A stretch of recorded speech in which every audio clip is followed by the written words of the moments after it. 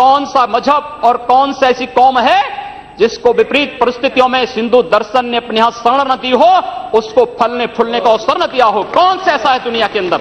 लेकिन आज जिस हिंदू दर्शन ने सबको शरण दी, सबको फलने फूलने का भरपूर अवसर दिया, आज जब उसी के खिलाफ षड्यंत्र होना प्रारंभ होता है तो उसे एकजुट होना तो पड़ेगा ही।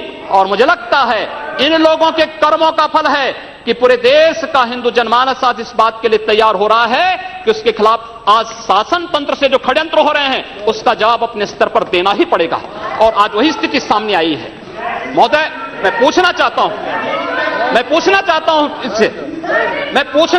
इन लोगों से, जब भारत का मुसलमान हज यात्रा करने के लिए जाता है, महोदय, जब हज यात्रा करने के लिए जाता है, उसकी पहचान तब भारतीय के नाम पर नहीं, पाकिस्तानी के नाम पर नहीं, बांग्लादेशी नाम पर नहीं, भारतीय उपमहाद्वीप का जो भी मुसलमान हज यात्रा करने के लिए जाता है उसकी पहचान हिंदू नाम पर होती है, उसकी पहचान भारतीय, पाकिस्तान या बांग्लादेश के नाम पर नहीं।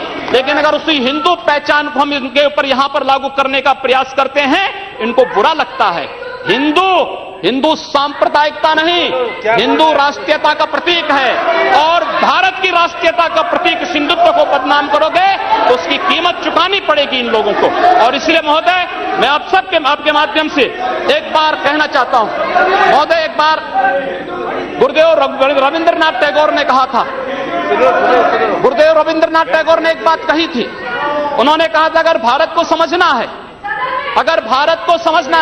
बैठ जाइए आप, फालतू बात करते हैं। महोदय, उन्होंने कहा, गुरुदेव रविंद्रनाथ टैगोर ने एक बात कही थी और उन्होंने कहा था कि अगर भारत को समझना है तो मैं भारतीय अस्मिता को पहचानना पड़ेगा। और भारतीय अस्मिता को पहचानना है तो स्वामी विवेकानंद के बारे में आप जान लीजिए। स्वामी विवेकानंद ने एक बात कही थी कि गर्व से कहो हम हिंदू हैं। स्वामी विवेकानंद ने एक बात कही थी कि गर्व से कहो हम हिंदू हैं। स्वामी विवेकानंद तो सांप्रदायिक नहीं थे, स्वामी विवेकानंद तो किसी पार्टी के नहीं थे। स्वामी विवेकानंद ने तो भारत का प्रतिनिधित्व किया था पूरी दुनिया के अंदर।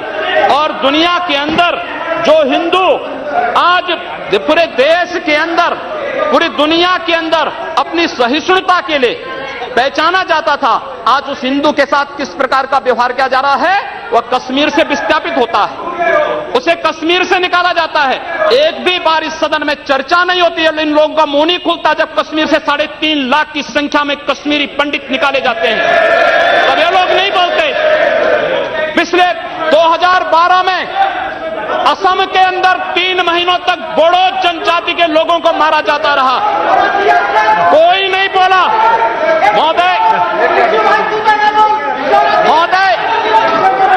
कोई नहीं बोला। जम्मू कश्मीर के बाद जम्मू कश्मीर के हिंदुओं के मारने पर कश्मीरी पंडितों को उनके घरों से बेदखल कर दिया गया, एक भी बार ये लोग बोले नहीं, इनको पीड़ा नहीं हुई। दुनिया के अंदर ये अपने आप में बिरला उदाहरण था जहां पर अपने ही देश में अपने ही जानने वाले लोग विस्थापित होकर के खाना बदोश की जिंदगी जी रहे हैं। उस शर्मनाक घटना की निंदा एक भी बार इन लोगों ने नहीं की। मुंबई के दंगों पर ये लोग मौन रहे।